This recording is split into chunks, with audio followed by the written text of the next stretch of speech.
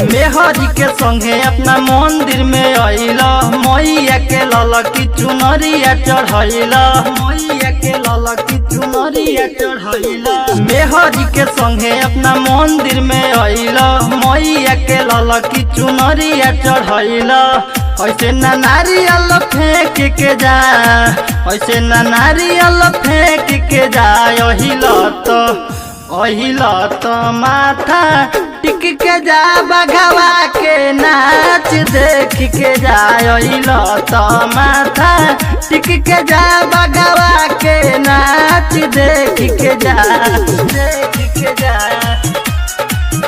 बघवा के नाच देख के जा। बोला बोला सच्चे दरबार की। मैया के दिहल हवे अन्न धन खजानावा, काहे नइखी बुझत सुना हमरो सजानावा, हमरो सजानावा। मैया के दिहल हवे अन्न धन खजानावा, काहे नइखी बुझत सुना हमरो सजानावा।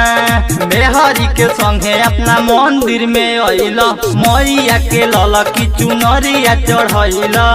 ऐसे ना नारियल फेंक के जा, ऐसे ना नारियल फेंक के जा।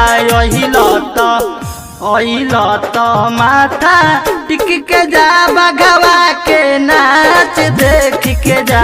अइला तो माथा टिक के जा, बघवा के नाच देख के जा, देख के जा। बघवा के नाच देख के जा। बोला बोला दुर्गा मैया की।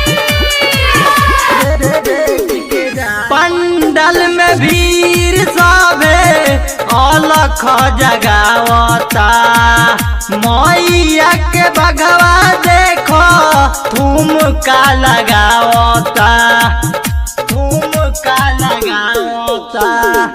पंडल में भीड़ सबे अलख जगावता, मैया के बघवा देखो ठुमका लगावता।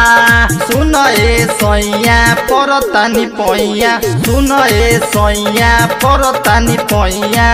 अंकुश प्रेमी नानी रेख के जा, राजेशी राजा नानी रेख के जा। अइला तो माथा टिक के जा, बघवा के नाच देख के जा।